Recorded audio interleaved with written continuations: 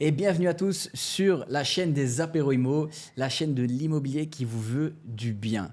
Aujourd'hui, c'est les Apéros Immo and Friends et notre ami, je vous l'introduirai par la suite.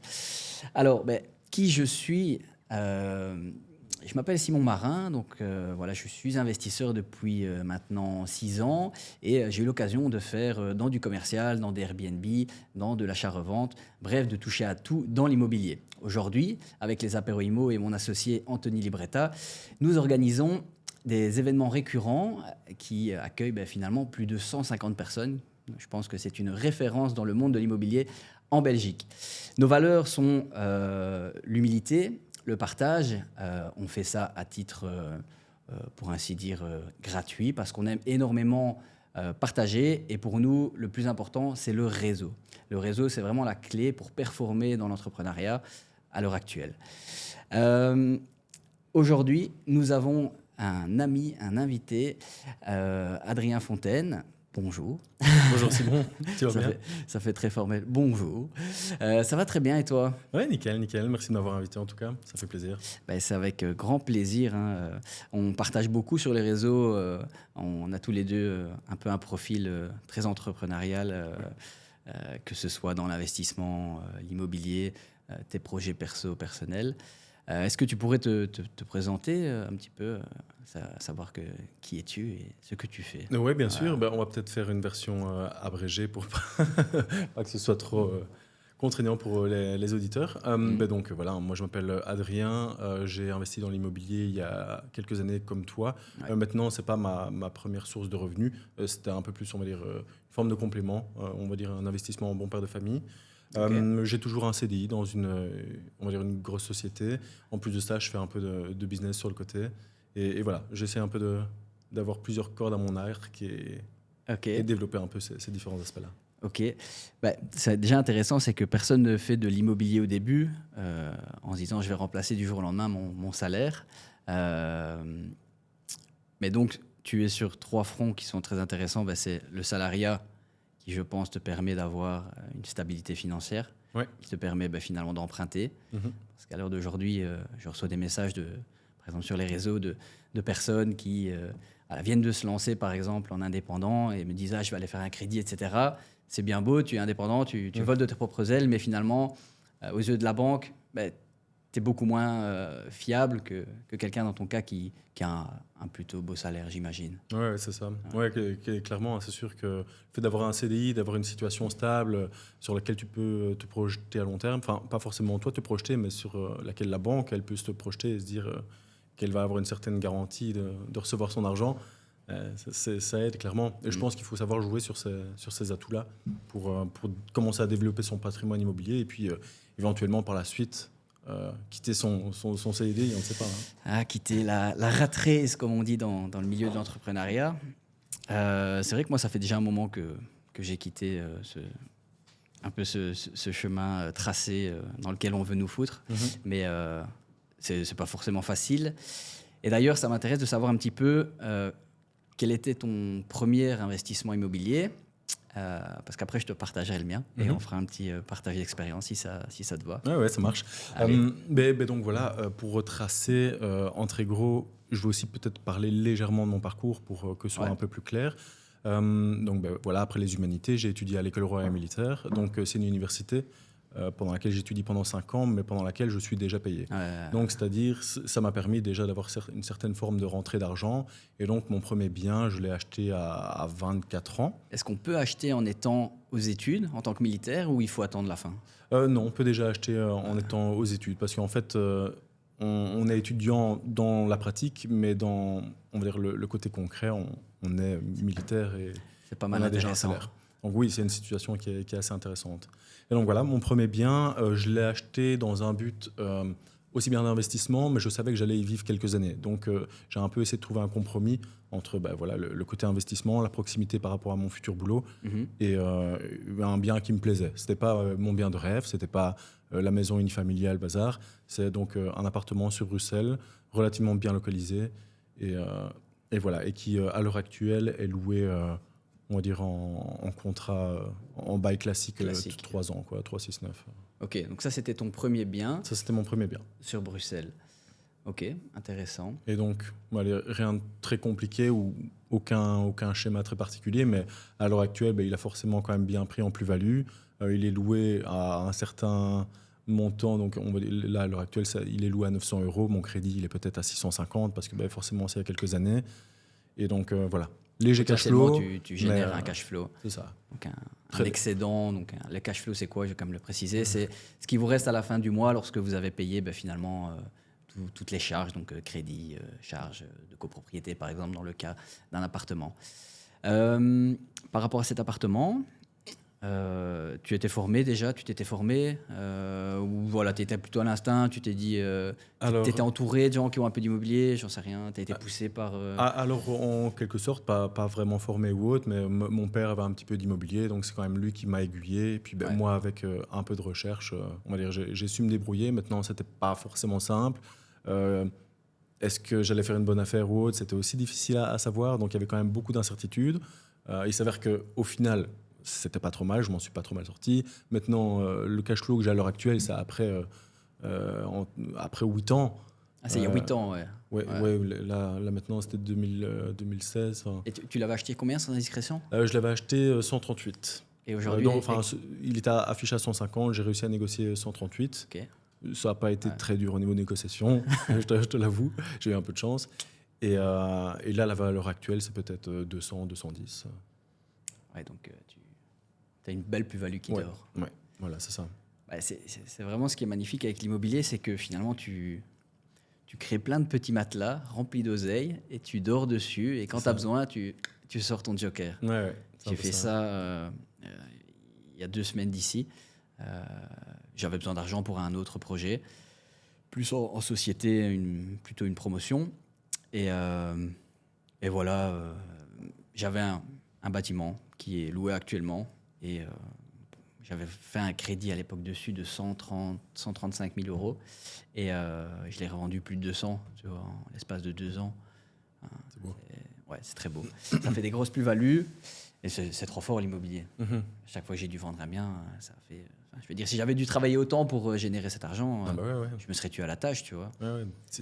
Si tu calcules sur le fait que tu gagnes 50 000 € par an, et encore, ça c'est vraiment... Et encore, 50 000 brut. €, c'est déjà des très beaux salaires, tu vois. Et puis ça va être brut et ça va être sans vivre. C'est juste... Moi, perso, j'ai fait un bachelier, après j'ai trouvé un boulot directement, et j'ai gagné 1 500, tu vois. Mais après, j'avais un CDI, donc ça m'a permis d'investir rapidement dans l'immobilier, mais je me suis dit, putain, mais combien de temps je vais mettre à devenir riche à ce rythme-là, tu vois. Ça met longtemps. Ouais. Et magnifique, c'est un beau premier petit projet qui a été prometteur pour la suite. Oui, c'est ça.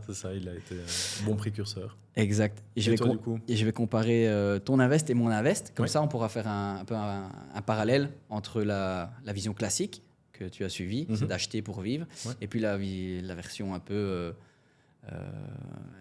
à risque, je vais dire d'investir dans son premier bien. Donc moi, j'étais chez ma mère, donc je payais pas de loyer, tu vois. Donc j'étais plutôt bien mis. Et je me suis dit, tiens, je vais acheter une maison près des universités à Mons. Et c'est ce que j'ai fait. J'ai négocié bien 10 000 € moins cher. À l'époque, c'était des prix... à la maison, je l'avais payé 72 500 €. C'est bien. C'était vraiment bien. Et à l'époque, j'avais lu un livre de Ian Darwin, que tu connais un petit peu. Et dans ce livre, c'est vraiment une pépite sur l'investissement immobilier. Et il disait toujours négocier, tu vois. Et donc, elle était affichée à 90 000, cette maison. Et j'ai envoyé une offre à 60 000. Ils m'ont dit non. Puis j'ai fait 65, ils avaient toujours personne. Puis 72 500, c'est passé. Et j'ai commencé avec 17 500 € on va dire de plus-value in the pocket. Tu vois. Et c'est ouf comment les gens, ils n'osent jamais faire une offre en dessous du prix. Moi, ça me... Ouais, moi, ça me sidère aussi. Mais c'est ça aussi que, dans un sens, on va dire... tu as l'avantage, toi, parce que c'est un bien d'investissement, donc on va dire que tu prennes celui-là ou un autre, peu importe. Et ce qu'on voit souvent, c'est des gens qui vont payer le prix ou limite plus que le prix parce qu'il y a le côté émotionnel par rapport à ce bien, parce qu'ils veulent vivre dedans. Et du coup, le prix est affiché, c'est 300 000. Et limite, ils vont directement claquer 315, alors que peut-être qu'ils auraient pu l'avoir pour 275. Mais juste le côté émotionnel et la peur, l'aversion à la perte, fait qu'ils vont dépenser plus. Côté émotionnel, c'est la pire... Ouais. Pire des sentiments. Hein, dans les gens qui se projettent, ils mettent des...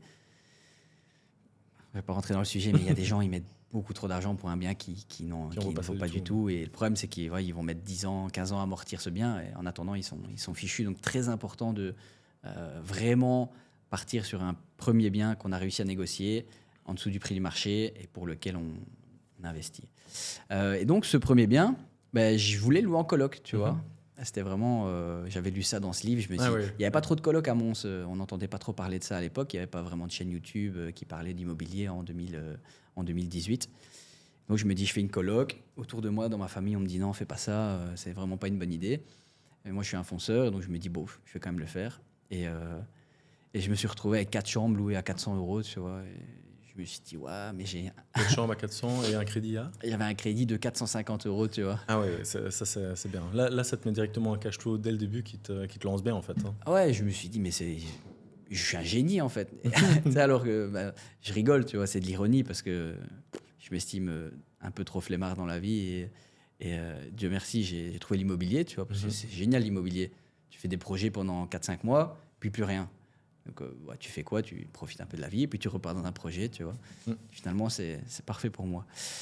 Et donc, ce premier bien, loué en coloc, parfait. Du beau cash flow, commencer comme ça, tu arrives à la banque. Vous avez déjà un bâtiment? Oui, voilà. J'ai un crédit de 450 € et j'ai 1600 € de loyer. Les gens, le banquier, tu vois, quand je suis arrivé pour mon second projet, je lui ai montré ça, il était super content, tu vois. C'est clair. Puis c'était un pote, il me dit, ouais, c'est trop bien, je vais faire le même, tu vois. Sauf que lui, il est toujours dans sa résidence principale. Ah ouais. Mais bon, s'il me voit, je le salue parce que c'est un bon gars, il m'avait eu un beau taux à l'époque. On va continuer. Voilà, j'aimerais dire un peu pourquoi je t'ai invité à ce podcast.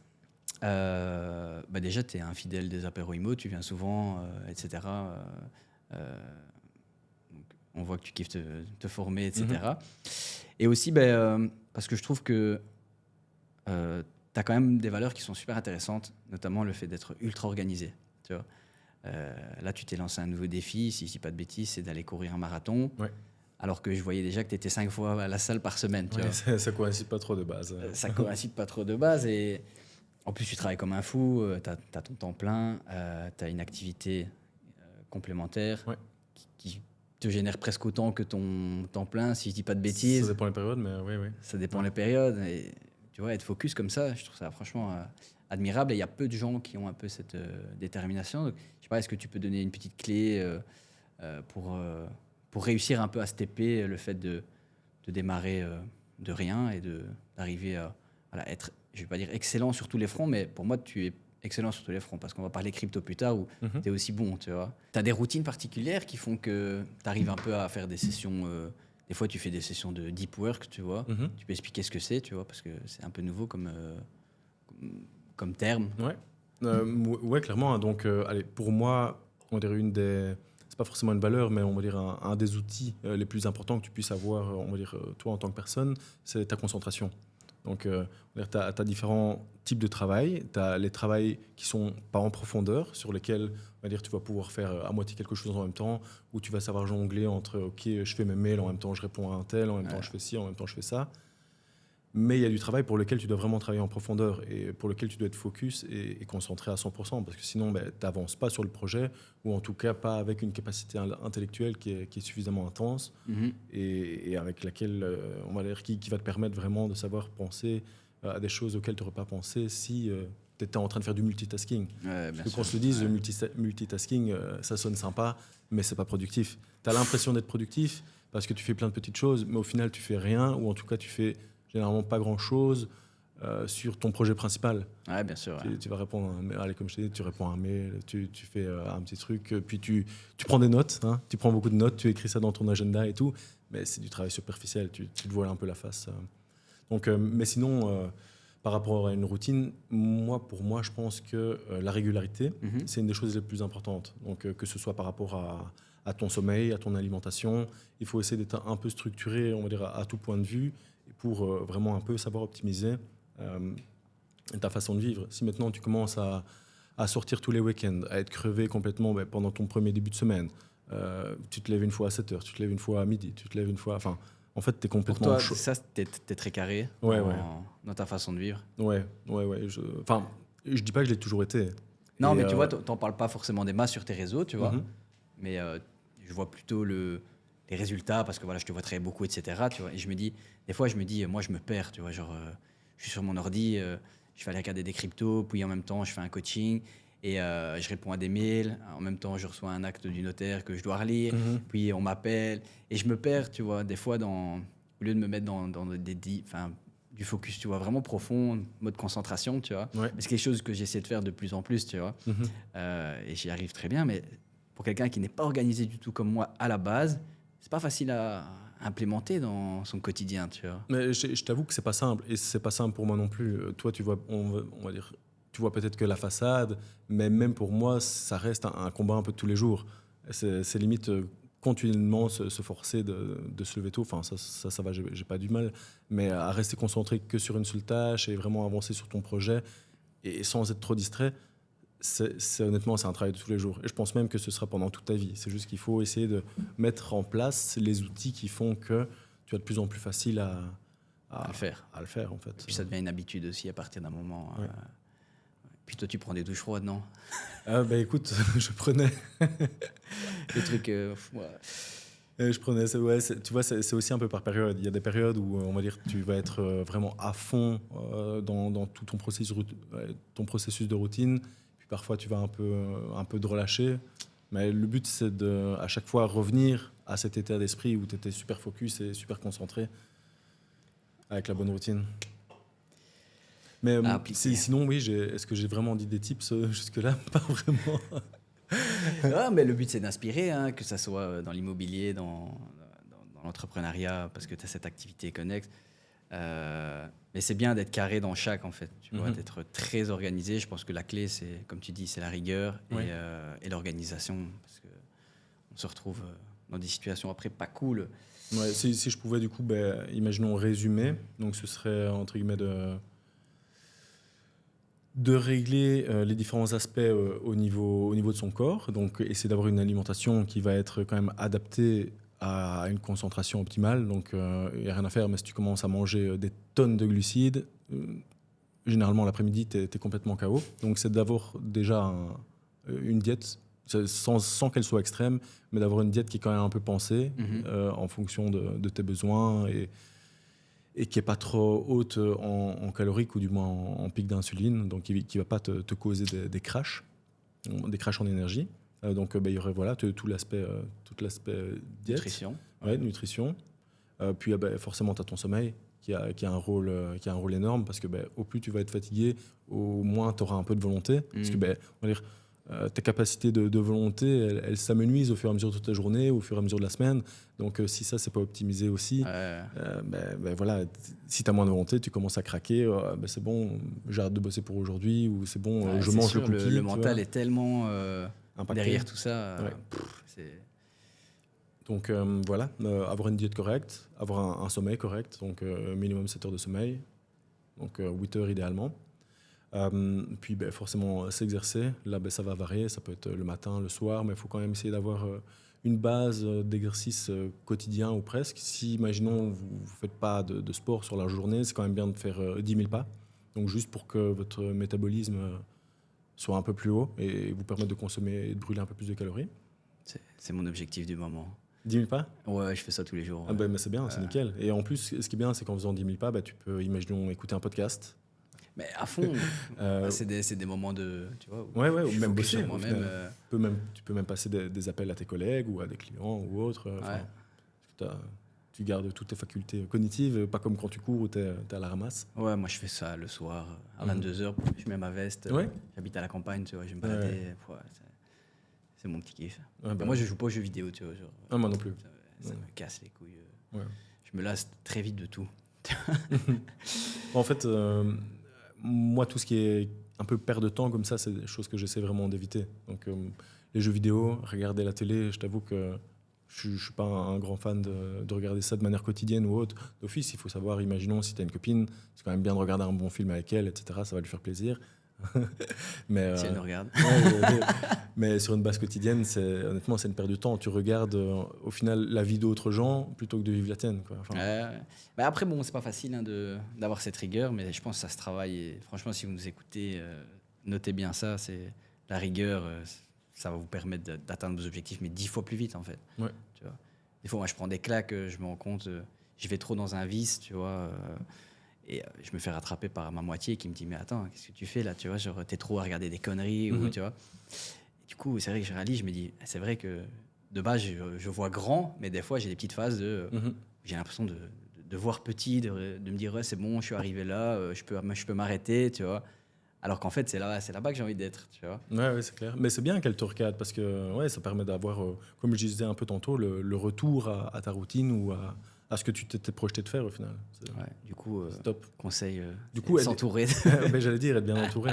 Être bien entouré, avoir une moitié qui nous tire vers le haut et pas vers le bas. Ouais. Mais je voulais juste rebondir sur Ouais. un petit point par rapport à ce que tu disais au début par rapport on va dire, aux apéros IMO, à l'entourage, etc. Et je voulais finir sur un dicton avec ça. C'était bon, je vais tuer l'anglais, hein, mais your network is your net worth. Donc, en très gros, que ton réseau correspond, on va dire, dans une certaine proportion gardée à la valeur de ton portefeuille, on va dire. Ok. Tu vois, au plus tu auras de connaissances avec des gens à gauche, à droite et des gens aussi, on va dire, dans le même mindset que toi, bah, au plus, on va dire, ton portefeuille, et là je parle des différents assets et autres, sera développé. C'est pas une causalité, mais il y a quand même une grosse corrélation. Causalité, Ouais, franchement, c'est quand tu réfléchis, tu es soit tenté d'aller boire des coups, soit tu es tenté de parler IMO ou de parler business, crypto. De te tirer vers le haut, c'est clair. Mais après, ça se cherche aussi, tu vois, les rencontres. Hein, parce que ah bah ouais, ça se travaille. Ça veut dire... pour la petite anecdote, moi, j'ai ouvert un restaurant à Mons il y a de ça quelques mois et il y a un client qui arrive comme ça et je vois, il a une grosse Rolex, tu vois. Et je me dis, direct, je la tire, je dis, belle montre, tu vois. Et finalement, je discute avec. Après, on était boire un café à Mons et on a discuté IMO, tu vois. Le mec, c'est une machine. Ah ouais? Ah ouais, je te jure, franchement, construit à gauche, à droite, à Dubaï, à Tchik, à Tchak. Je me dis, putain, genre, à une époque, c'est vrai que je serais moins sorti de ma zone de confort, tu vois. Dire, t'es comme, t'es dans ta zone, tu te dis, ouais, non, moi, j'ai peur des gens, etc. Alors que, voilà, il faut, tu vois. On va repartir un peu sur l'IMO. Ouais. On va repartir un peu sur l'IMO. On a parlé mindset, qui est quand même, pour moi, la clé de la réussite sur le long terme, tu vois. Est-ce que tu avais des petites questions IMO, t'investis pour le moment qu'en privé, si je dis pas de... Ouais, c'est ça. Si je dis pas de ouais, bêtises, et du coup, là, moi, c'est une question que j'avais pour toi. C'était un peu, on va dire, à partir de quel moment est-ce que tu penses que c'est intéressant de passer en société? Et on va dire, la question B de cette même question, c'est est-ce que c'est possible de combiner une partie en privé, une partie en pro? Donc, imaginons, voilà, tu as quelques biens en privé, mais à côté de ça, tu as une société immobilière avec laquelle tu fais de l'achat-revente ou autre. Et de combiner les deux, mais du coup, pour ta partie privée, ne pas se faire requalifier de professionnel également. Ça, c'est quelque chose sur lequel je ne suis pas expert. Et si toi, tu avais des outils? En fait, si tu es au chômage, que tu continues tu vois, de développer ton patrimoine immobilier en privé, qu'à côté de ça, tu as une société immobilière, à un moment, tu vois, on va venir te chercher parce que tu abuses un peu du système.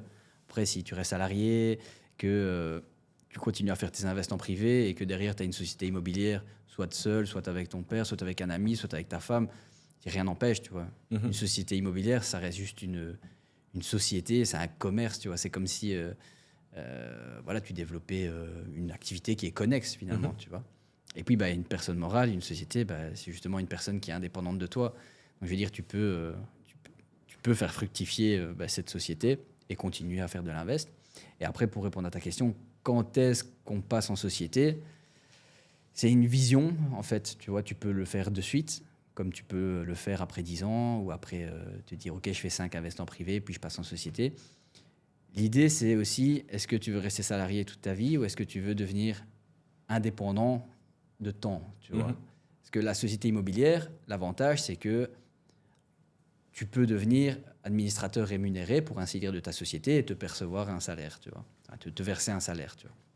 Et donc là, si ta société immobilière, elle tourne qu'elle a suffisamment de rentrées par rapport à ses sorties et qu'elle peut te payer un salaire, bah, tu peux arrêter de travailler, tu vois. Et donc là, bah, pour ainsi dire, tu es devenu libre. Donc ça, c'est... Moi, dans mon profil, c'était mon objectif. Après, tu peux être aussi indépendant. Tu peux facturer ta société immobilière et continuer à faire ton activité complémentaire, par exemple, tu vois, tout en étant un peu plus à l'aise. Mais donc, l'idée de la société, tu peux la lancer de suite. Si ton objectif, c'est de la faire grossir, c'est pas très compliqué finalement. C'est j'amène un apport dans la société. Par exemple, ça peut être les frais de notaire au début. Bien qu'en société, tu vas devoir souvent mettre... pour mon premier achat en société, j'ai dû mettre 20% de fonds propres, plus les frais de notaire. C'était un bâtiment à 145 000 euros. Donc, c'était plus ou moins 40 000 euros, tu vois, que j'ai dû apporter.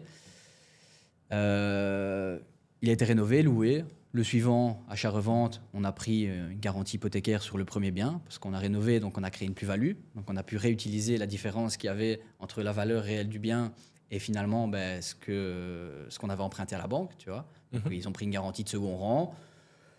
On a acheté, on a revendu, on a créé de la trésorerie dans la société. Et puis, ben, la boule de neige, elle est partie, tu vois. Ça roule. Toi, tu ne dois plus jamais investir vraiment dans la société. Elle est censée grossir d'elle-même, tu vois. Ouais, okay. C'est pas très compliqué à lancer une société immobilière, en fait, tu vois. C'est un peu... c'est en parallèle de toi, tu vois. C'est comme si, je sais pas, tu gérais une autre personne. Comme si on disait, voilà, un tel, il a autant d'argent... Mais par contre, voilà, faut l'aider parce qu'il ne sait pas vraiment faire. Donc, tu dois manager pour lui, tu vois. C'est la société, tu vois. Sauf qu'un jour, ça fonctionne tellement bien que tu peux quitter ton boulot et te passer un salaire, tu vois. Puis après, tu passes ta voiture dessus, tu passes les restos, tu passes un peu tout, tu vois. Et du coup, autre petite question, toujours dans le même domaine, parce que, allez, on est d'accord, ou alors contredis-moi si je me trompe, mais la taxation est plus avantageuse en Belgique, en tant que particulier, plutôt qu'en société. En tant que particulier, si je ne me trompe pas, à part, on va dire, tes taxes annuelles, t'es pas imposé, alors qu'en société, tu seras imposé de l'ordre de 25% en moyenne. Et du coup, on va dire par rapport à ça, si je ne me suis pas trompé, jusqu'à combien de biens, imaginons, tu peux aller en tant que particulier? Combien de biens avant d'être requalifié? Oui, c'est ça, avant d'être requalifié. Moi, je connais personne une personne, c'était un Bruxellois qui avait 80 biens et qui était au chômage, tu vois. Qui usait des systèmes. Le mec, pas con, mais bon. Après, bon, tu sais, il y a des gens, ils se disent quoi? Ils se disent, je m'en fous, je fais des magouilles. Tatati, je déclare pas telle plus-value, papa. J'économise autant de thunes, cet argent, je le réinvestis. Et le jour où j'ai un problème, bah, j'engage le meilleur avocat en droit immobilier de Belgique et il défend mes intérêts, tu vois. Même si tu t'en sors avec une amende de 50 000 euros, tu vois, peut-être pour ce mec-là qui avait 60, je sais plus combien d'appartements à Bruxelles, ben, c'est rien pour lui, tu vois.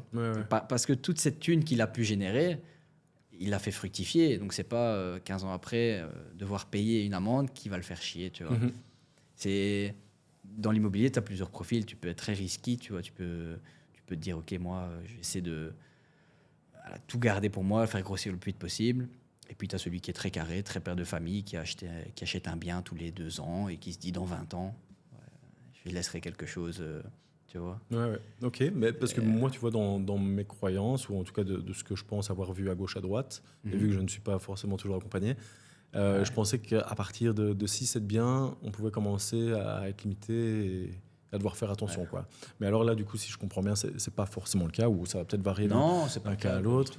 Et que l'avantage alors de la société, c'est que, comme tu dis, c'est d'avoir vraiment, on va dire, une personne, entre guillemets, une personne morale annexe, sur laquelle tu seras déjà déduire tous tes frais. Je suppose, donc tes frais de notaire, etc., les travaux, enfin pas les frais de notaire. Pas les frais de notaire? Si, tu peux ainsi dire les déduire parce que en société, tu as des dépenses, tu vois, tu as des coûts et puis tu as des rentrées, tu vois, et donc ça fait dans la balance, tu vois. Donc, ça peut être dans tes coûts. Oui, voilà. Ok, ouais, et puis donc voiture et autres, comme tu dis. Voilà. Puis l'avantage de la société, c'est que tu peux faire autant d'achats-reventes par an que tu souhaites, tu vois. Tu n'as pas de risque de requalification. Puis tu peux réutiliser la plus-value, tu vois. Parce qu'on parle de plus-value quand quand tu achètes une maison 100 000, tu la revends 200, tu as 100 000 euros de plus-value. Ouais. Tu vois. En privé, tu vas devoir payer une taxation sur la plus-value Ouais. qui est de 16,5%, majorée de 25%, plus 5% par an qui est écoulé. Donc imaginons, tu achètes une maison 100 000, tu la vends 200 000. Ben, si tu veux, tu as eu des frais pour acheter cette maison, les frais de notaire, etc. Donc tu rajoutes 25% à 100 000 euros, donc ça fait 125 000 euros. À ça, tu peux rajouter tout ce qui est facture, mais facture que tu peux prouver. Donc, si tu as fait un crédit 50 000 euros, tu dois pouvoir prouver ces factures.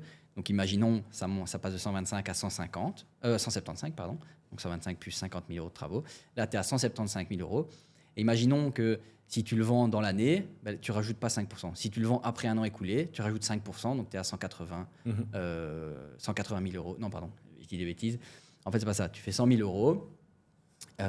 Tu rajoutes 25%, plus 5% par année écoulée. Ouais. Donc, par exemple, si tu décides de revendre ta maison après 3 ans, bah, tu rajoutes 3 fois 5, donc 15% ou 25%. Donc, tu fais 40% de 100 000 euros. Donc, tu es à 140 000 euros. Et là, tu rajoutes les travaux que tu peux prouver. Donc, imaginons 50 000. Tu es à 190 000. Tu vois, tu vends 200. Bah, tu vas être taxé sur les 10 000 euros qui restent. Tu vois ce que je veux dire? Ouais. Donc, je me suis repris. Je Donc préfère voilà. faire le calcul aussi sur papier. Ouais, bah, c'est vrai qu'en one shot comme ça. Et alors, bah, quand tu passes les 5 ans, tu es exonéré de plus-value. Si c'est ta résidence principale, tu es aussi exonéré de plus-value. Tu vois, il y a beaucoup de choses à penser. Ouais, c'est ça. Mais donc voilà, en société, ça te permet clairement d'enchaîner beaucoup plus vite les projets et surtout des achats-reventes et autres. Et ouais, voilà. faire davantage de plus-value. Il y a des gens, c'est des filous, tu vois. Ils vont se dire, OK, ben moi, je vais acheter un bien. C'est pas une mauvaise technique. C'est j'achète un bien. Je me domicilie directement dedans avant de faire quoi que ce soit en termes de travaux. Voilà, l'agent de quartier passe. OK, vous êtes domicilié là, c'est bon. Ils font les travaux, ils revendent. Ils sont exonérés de plus-value, tu vois, parce qu'ils habitent dans le bien. Ils revendent dans les 2 ans, donc ils récupèrent 3/5 des droits d'enregistrement. Donc plus ou moins sur des frais de notaire de 15 000 euros. 3/5, bah, c'est plus ou moins 7 500 euros qui vont récupérer, tu vois. Donc finalement, il y a beaucoup de gens qui commencent comme ça dans l'immobilier. Ceux qui ont des... je vais pas dire des... On ne conseille pas de faire ça. On ne conseille pas forcément de faire ça parce que tu vois, c'est un peu malhonnête. Tu vois, tu joues avec le système. C'est ça, c'est un peu jouer avec le système. Problème, le système n'aime pas qu'on joue avec lui. Hein. Bah, surtout, tu vas jouer avec le levier bancaire, tu vois. Parce que la banque, c'est un organisme, tu peux emprunter de l'argent, parfois même mettre 0 apport, tu vois. Si tu soldes ton crédit après 1 an, la banque, elle ne va pas être contente, tu vois. Parce qu'ils gagnent leur vie sur les intérêts. Ouais, c'est ça. Donc voilà, ce n'est pas un truc à reproduire en masse, en tout cas. Tu vois, tu peux le faire une fois, à la limite, c'est justifiable. Toujours se justifier, en fait. Il faut toujours avoir une excuse de, tu vois. J'ai vendu parce que mes voisins, ils étaient fous.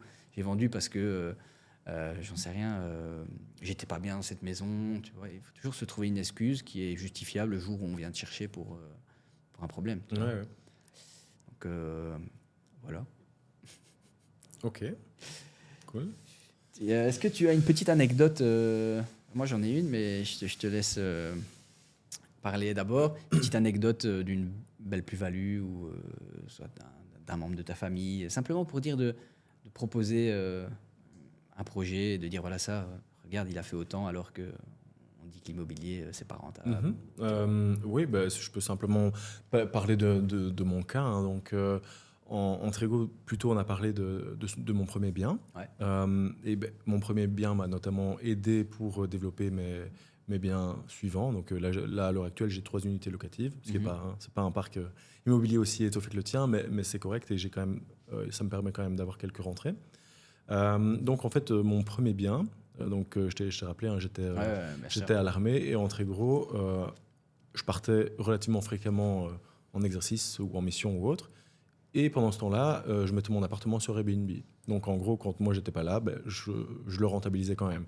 Donc, ce qui me fait que parfois, j'avais des mois où je partais, parfois même le mois complet. Et donc, je le mettais presque le mois complet sur Airbnb. Et ça me faisait peut-être 1 500 euros en plus. C'est fou quand même. Du coup, ça, forcément, ça m'a permis d'avoir un certain capital qui, par la suite, m'a permis d'acheter d'autres biens, quoi. Ah, c'est ultra intelligent. Ouais, mais tout le monde n'a pas la possibilité de le faire. Clairement. Mais parfois, je te coupe un peu, mais voilà, il y a des gens qui ont un bien super beaux, Mhm. qui ont un peu des galères financières, tu vois, Ouais. qui voient pas trop le bout, etc. J'en sais rien, par le week-end, j'en sais rien, tu vas à Rome 3 jours, ben loue ton appart 3 jours, tu vois. Bah ouais, ouais. Tu vas te faire 500 balles en 3 jours, t'amortis ton voyage, Mhm. t'es en galère de thunes, ben loue ton appartement un week-end, va chez ta mère, tu vois. Ah mais ouais, ouais, C'est débile, mais ça c'est le genre de petits tips and tricks qui est, allez, qui fait la diff, ouais. ouais, qui fait clairement la Ouais. différence. Juste là, on parlait de vacances. Bon, ça peut paraître un peu crapuleux, mais quand je partais en vacances, forcément, je le mettais aussi. Et ce qui fait qu'il y a plusieurs fois où j'avoue que j'ai été en vacances gratuitement, ou limite, je t'ai même payé pour aller en vacances. Imaginons au ski, je partais une semaine, je voulais partir pendant la période de Noël, Nouvel An, à une période où les loyers en Airbnb sont quand même vachement élevés. Ben, Dinguerie. je dépensais 1000 euros au ski et je gagnais 1002 derrière. Donc... C'est en ça que je trouve que tu es assez malin dans tes investissements, même si tu n'as pas 15 biens immobiliers, tu vois. Mhm. Il en faut pas beaucoup, il faut de la qualité, tu vois. Parce que moi, j'ai des biens immobiliers qui me posent des galères depuis que je les ai achetés, tu vois. Ah ouais, ouais. J'ai un bâtiment dans Mons, des problèmes avec les voisins. La dernière fois, le voisin, il a mis des panneaux solaires, Mhm. il a cassé 4 ardoises de la toiture, il prévient personne, tu vois. Ok. Son entrepreneur prévient pas le propriétaire qui ne me prévient pas, tu vois. Infiltration dans toute la baraque, il y en a pour 20 000 euros de dégâts d'assurance, tu vois. Ah ouais, ça c'est... Et une locataire qui m'a remis son renom qui est partie, tu vois. Donc, tu vois, t'as des galères comme ça dans l'immobilier, tu vois. Ouais, ça arrive. C'est pas toujours rose. Non. Après, un moment, tu le prends tellement avec l'autodérision. Mhm. Au début, je m'énervais, tu vois. J'ai essayé d'appeler les gens, faire des vocaux en me disant comme ça, je garde une trace de ce qu'elle me dit au téléphone, si je dois aller en justice. Et à partir d'un moment, tu te dis, c'est comme ça, tu vois. Des fois, tu gagnes un petit peu, des fois, tu gagnes beaucoup. Et Ouais, ouais. Il faut accepter de perdre parfois un peu dans le jeu. Hein. ouais, Mais c'est clair. ces galères-là, elles sont généralement plus impactantes, je trouve, au début de ton parcours. Avec, imaginons si tu as des couilles dès ton premier bien ou autre, Mhm. ça peut un peu plus vite te plomber parce que tu n'as pas, on va dire, la même aisance financière. Ouais, c'est clair. Alors que si maintenant, imaginons, tu as déjà 5-6 biens, là, tu as un peu Ouais. plus de recul et un peu plus de maturité, donc c'est un peu plus confortable. Mais... À fond. Ouais. À fond.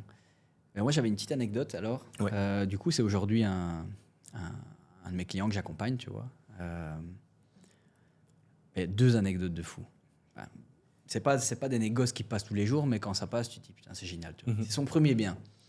Il va, c'est un bien dans la région de Hatt et tout ça. Et on va le visiter.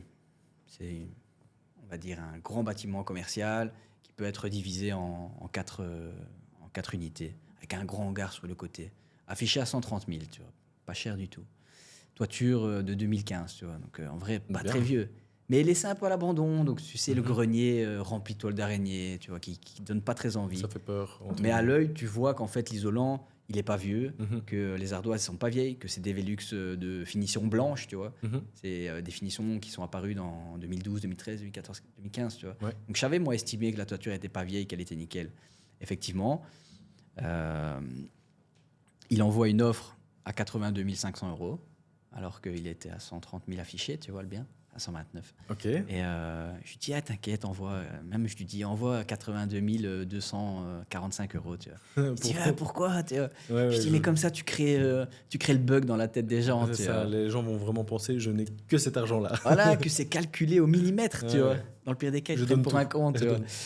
Et du coup, bah, il envoie ça, tu vois, il envoie son offre. Ils disent non, voilà, c'est trop peu, etc. Il attend quelques jours. Je dis, attends, réponds pas tout de suite, laisse passer. 3-4 jours après, quand il avait eu son refus, etc., il renvoie une offre. Il dit, bon, je lui dis, écoute, fais une offre autour des 100 000, entre 95 et 100. Voilà, je te laisse un peu gérer, parce que Mhm. je vais pas non plus signer à la place des gens, tu vois. Et il envoie une offre à 100 000. Et l'agent immobilier le contacte le lendemain pour lui dire, écoute, c'est trop peu, on va descendre. J'ai eu la banque au téléphone, parce qu'en fait, c'était un bâtiment qui appartenait à une banque. Ils vont baisser le prix, ils vont le mettre à 120 sur ImoWeb. Mais si tu montes à 110, il y a moyen qu'ils lâchent. Tu vois. La plupart des gens, ils auraient fait quoi? Ils auraient dit 110. Ils auraient fait 110, tu vois. Je lui dis non, laisse courir. Laisse courir. De toute façon, il n'y a personne dessus, tu vois, sur Mhm. ce bien. Il voulait faire croire qu'il y a plein de choses. Tu vois. Ouais, toujours. Toujours. Et donc, il laisse courir. Je lui dis, t'inquiète, son offre a été valable encore une dizaine de jours. Tu vois. Il attend 6-7 jours. Et il m'appelle, il m'envoie un vocal. Tu sais, il fait, ouais, trop bien. Trop bien. Je suis trop content. Ils ont accepté mon offre à 100 000, tu vois. Et je lui dis, mais c'est une dinguerie, tu vois. Nice. Genre le bien affiché à 129, il négocie à 100 000, tu te dis, putain, c'est du 30% presque, tu vois. Qui fait ça? Ouais, mais c'est beau. Je lui dis, c'est beau, mais quand c'est ton premier bien, tu as tendance à t'emballer, à t'enflammer. Tu te dis, moi, ça va, 110 000, je suis content. Tu vois. Il aurait peut-être même été jusqu'à 115, tu vois. Ouais.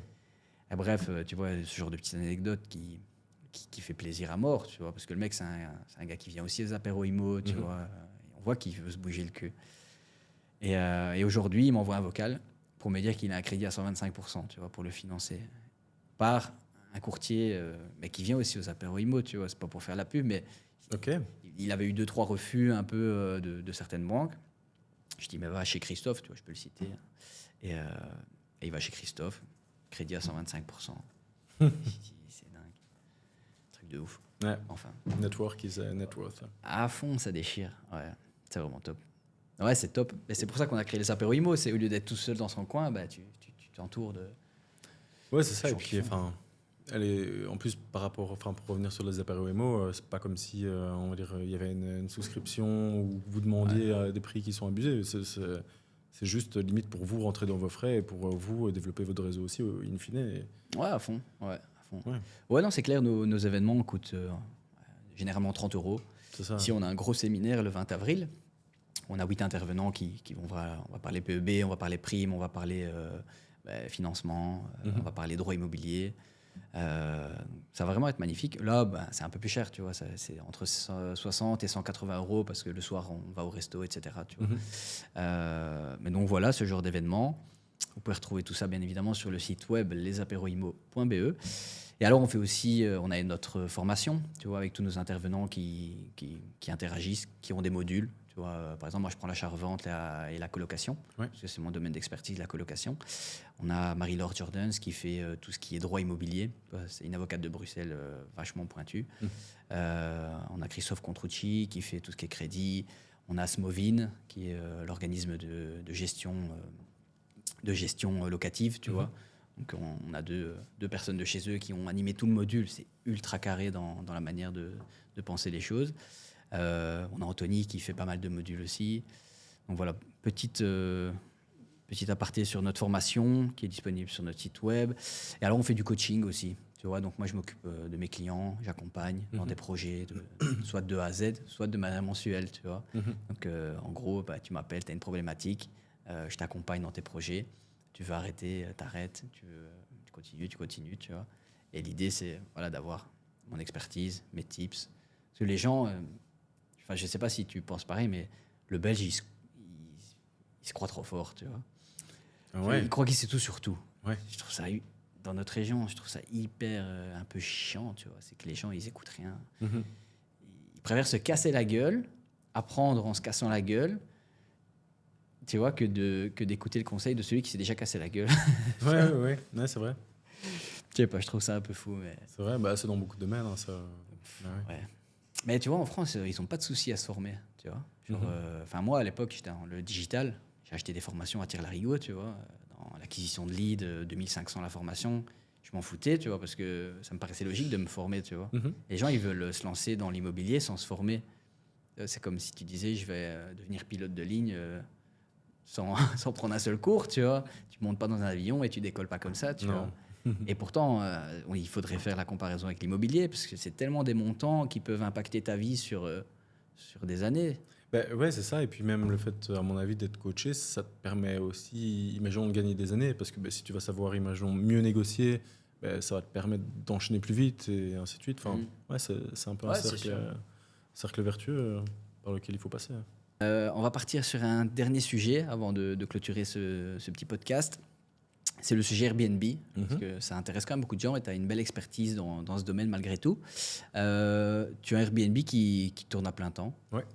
Ok. Est-ce que tu peux nous expliquer un peu le bien, la localisation, le nombre de nuitées pour lequel il est occupé par mois, à quoi est-ce qu'on peut s'attendre si on se lance dans le Airbnb, et est-ce que c'est si facile que ça? Ouais, ok. Je vais répondre d'abord par la dernière question. Est-ce que c'est si facile que ça? Non, c'est pas simple. Que ce soit dans l'acquisition d'un bien avec vraiment un potentiel sur Airbnb, parce que forcément toutes les localisations vont pas être intéressantes pour ce genre de projet. Ça demande quand même de la gestion, ça Mhm. demande un certain suivi, une certaine présence, donc c'est pas simple. Euh, Sinon, du coup, pour maintenant revenir à tes premières questions, voilà, j'ai un Airbnb maintenant depuis presque 2 ans que je gère, on va dire, moi, pas tout seul, mais à 100%. Mhm. Donc, en très gros, j'ai, on va dire, quasi tout automatisé. Donc, j'ai une femme de ménage qui vient. On va dire, la rentrée dans les lieux se fait de manière autonome. J'ai mis en place un système de remise de clés. Ne serait-ce que pour les discussions avec le client, j'ai quasi tout automatisé aussi. Comme ça, il a l'impression que je suis très présent. Alors que, oui, je reste présent, mais c'est quand même des messages automatiques où Ouais. je veux dire, je lui demandais, OK, tout s'est bien passé. N'hésitez pas à laisser un feedback, etc. Ou même pour simplement donner les instructions d'arrivée, etc. Tout est automatisé. Une des choses qui est très compliquée, selon moi aussi, c'est de trouver du personnel compétent, parce que forcément, le logement, Femme de ménage, il etc. doit être bien Ouais. lavé, et il faut que la personne soit fréquemment disponible et qu'elle fasse un bon travail. Donc ça, c'est déjà des conditions qui ne sont pas toujours très simples à trouver. Maintenant, voilà, c'est clairement pas impossible, hein, puisque je l'ai fait. Et que je compte, on va dire, développer cet aspect-là encore plus dans le futur. Sinon, pour revenir du coup sur mon Airbnb, moi, il se trouve, on va dire, à Bruxelles. Pas Bruxelles centre, mais quand même, Pas spécialement bien placé, quoi. ben, on va dire, en transport, il faut quand même 20 à 25 minutes pour être vraiment dans le centre-ville. Donc, ce qui est correct. Mais voilà, malgré ça, j'ai quand même un taux de remplissage qui est de l'ordre de 98%. 98%. Ouais. Donc, De, quasi tous les jours. Oui, globalement, imaginons, je crois que le mois de janvier 2024, c'était un de mes mois les plus creux. Ok. Il y avait 3 nuits qui n'étaient pas prises. Et quelle est la moyenne de durée classique que tu reçois? Des Alors, semaines, des jours, des mois? non, généralement, c'est plus de l'ordre de jours, Ah, ok. 2, 3, 4 jours. C'est ça, Deux, on va trois, dire, quatre jours. la moyenne. Maintenant, moi, j'ai bloqué les nuitées simples. Donc, pour Tu peux que. plus prendre une nuit. Ouais. On ne sait pas C'est prendre trop de une seule galère. nuit dans mon logement. C'est trop galère. Et alors, il y a aussi le fait que parfois, ils vont te bloquer du coup juste ton samedi. Ok. Alors que quelqu'un aurait peut-être bien pris tout le week-end. Ah, ouais, bien sûr. Et du coup, Ouais. imaginons s'il y a un dimanche qui est isolé, c'est moins intéressant que si tu sais prendre vendredi, samedi, dimanche. Mhm. Ah, ouais, c'est clair. Et donc, moi, ce que j'ai fait, c'est que j'ai mis, on va dire, 2 nuits minimum. Et alors, si à un moment, il y a 2 nuits qui se suivent, enfin, deux nuits, puis un trou, puis encore 2 nuits ou 3 nuits, peu importe, là, alors, la Tu remets journée en- qui est libre, là, je vais Ah, ouais. la rendre Ok. disponible. Comme ça, il y a quand même une rentrée. Mais ça fait moins de travail, et il y a moins de chipotage, et ça s'imbrique un peu mieux dans le planning. Ok. C'est quoi on va dire le coût de la nuit? Le coût moyen, c'est un petit 70. Ok. Donc ça doit être de l'ordre de 68-69 euros la nuit. Ok. Ça, c'est le prix moyen, Hors frais. hors frais de ménage. Ouais. Hors frais de ménage. Ok. Euh, oui, Ah, mais maintenant, tu as quand même l'option donc, dans Airbnb de mettre des frais de ménage pour la durée du séjour. Tu peux vraiment choisir le montant que tu veux. Et tu sais un peu jouer avec ça pour soit faire un peu diminuer le prix du logement à la nuitée, soit un peu l'augmenter et autres. Mais voilà, et pour que ça cadre aussi avec éventuellement toi les frais de ménage que tu as avec ta femme de ménage. Ok. Est-ce que ton logement est atypique ou il est plutôt classique? Tu vois, Moi, il est plutôt classique. Donc, plutôt classique. c'était un bien que j'avais rénové à 100%. Et puis, je l'ai ameublé très simple, Ikea. C'est joli, mais ça casse pas trois C'est pattes à du un canard. classique. Ouais. Et ça se loue très bien. Les gens sont contents. Et- Tant que c'est un minimum esthétique, que c'est propre, que c'est soigné, que c'est clean. Un point important, je trouve que c'est la salle de bain. Ouais. La salle de bain doit être clean. Clean et visuellement clean. Ça doit être un peu lumineux, etc. S'il y a un truc très sombre qu'on dirait un KGB, c'est pas vendeur. Et puis après, il y aura forcément les aspects par rapport à l'annonce. L'annonce, ça doit être bien fait, ça doit être des photos professionnelles, ça doit être un descriptif qui est quand même un peu réfléchi, bien agencé.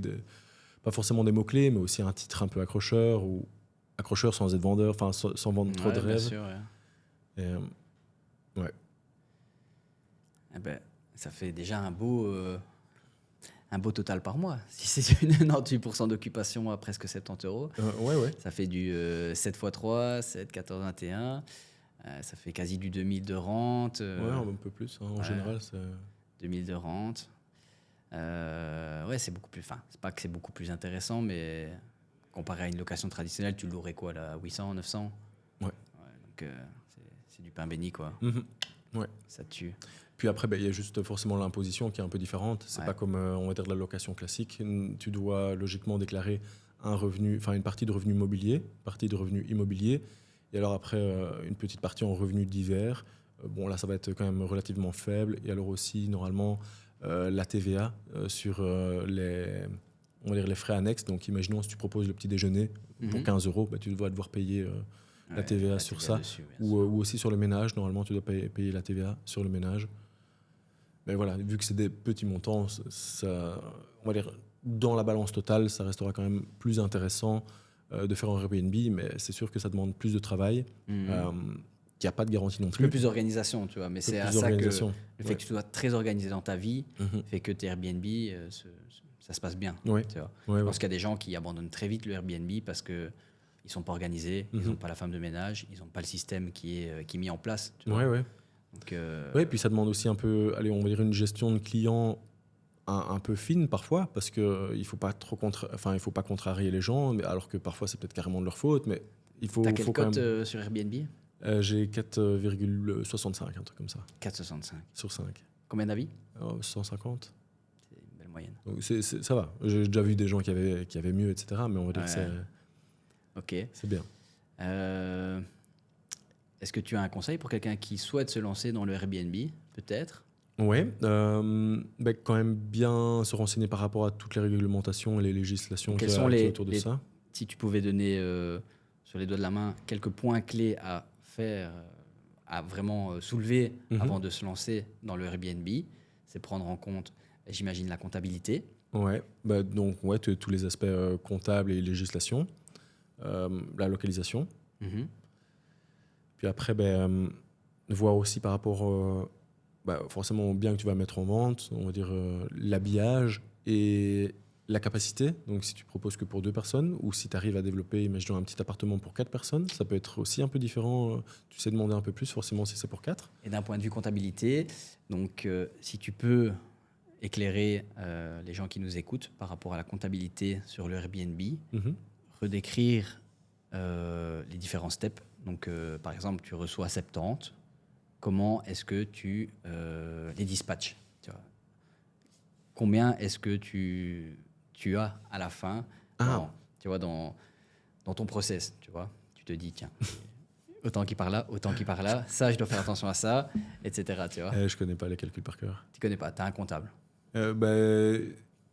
Oui, j'ai un comptable qui m'a en effet aidé pour... ça, on va peut-être pas mettre... mais j'ai un comptable qui m'a aidé pour faire ma déclaration, etc. Parce qu'en fait, Airbnb, c'est encore un peu opaque. C'est très opaque en Belgique. C'est très opaque. C'est comme le fait d'être professionnel de l'immobilier, tu vois. Ouais. Tu me dis, voilà, moi, j'ai entendu que c'est après 6-7 biens, qu'on peut venir te chercher, dire que tu es un professionnel. Mais en fait, c'est la même chose, tu vois. Le constat, c'est quoi ? C'est qu'ils lancent des règles à tout bout de champ, des nouvelles lois. Mais qui est là pour tracer ça derrière ? Personne. Oui, et puis même eux, au final, les règles, parfois, tu as un peu l'impression qu'elles sont contredisent ou qu'elles sont pas claires, ou qu'au niveau des montants, des indices et tout, il y a des choses qui se contredisent, il y a des indices qui peuvent se multiplier l'un l'autre, parfois pas. Donc ça peut rester un peu flou. Dans les apéros IMO, on a Marie-Laure Jordans, je t'ai parlé tout à l'heure, qui est spécialisée dans la fiscalité Airbnb, tu vois, qui a un module sur la fiscalité dans notre formation, qui aborde vraiment ce sujet. C'est quelqu'un de très disponible. Tu l'appelles, elle te répond. Enfin, c'est son travail, tu vas me dire. Mais très, très, très réactive. Et on a un groupe sur WhatsApp. N'hésitez pas à commenter si vous voulez aller dans ce groupe. Un groupe d'échange, on est plus de 300, on partage sur beaucoup de sujets. Mais donc, en résumé, avoir un bon comptable. Et après, je voulais rebondir juste sur un dernier point. C'est, moi, je connais quelqu'un qui fait pas mal d'Airbnb. Et alors, il fait tout passer par PayPal et il déclare rien. Je ne citerai jamais qui est cette personne, tu vois, parce que voilà, on va pas le cramer, mais ça fait quasi 10 ans qu'il fait ça. Et touche du bois, le mec, tu vois. Et il en a plein d'Airbnb, tu vois. C'est des trucs. Il y en a, c'est un sauna, l'autre c'est un hammam, tu vois. fait des trucs, je pense qu'il brasse 10K facile par mois avec ça. Mhm. Tu vois. Ouais, c'est clairement de bonnes rentrées. Maintenant, si j'ai un conseil pour ton ami, c'est de quand même faire attention. Ouais, ou en tout bon, cas, après, de ne pas dépenser forcément l'argent qu'il gagne, parce que peut-être qu'un jour, il aura un retour de son cloche, on va dire. Mais parce qu'à l'heure actuelle, normalement, Airbnb, ou du moins de ce que Airbnb même annonce, il déclare directement déclare, ouais, bien sûr. les revenus au fisc. Donc, il faut quand même un peu se méfier. Et le fait de passer par PayPal, ça va pas... ça va rien Oui, ça va changer, pas puisque changer la donne. les Ouais. informations seront En quand tout même cas, lui, c'est ce transférées. qu'il faisait et il Mhm. n'a jamais eu de problème. Mhm. Ouais. Voilà, Mais du coup, il n'y aura peut-être pas de traçabilité, imaginons, avant 2022, et peut-être qu'après 2022, Mhm. ben là, vu que ouais, Airbnb ouais, commence ouais. à communiquer les informations, ce sera peut-être différent. Mais, Ouais, c'est sûr. Ils font un peu la chasse. Hein. Mais ils Ouais. font la chasse au gros, tu vois.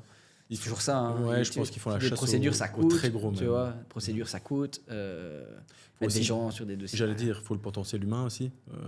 Bah ouais, Des c'est gens ça. sur ces projets-là, ça À coûte fond. et ça prend beaucoup de temps aussi. Hein. À fond, c'est clair. Allez, Adri, merci beaucoup pour ce podcast. Avec plaisir. On se voit bientôt aux apéros IMO, du coup. On se voit bientôt aux Ouais. apéros IMO. Ciao. Salut. Hein.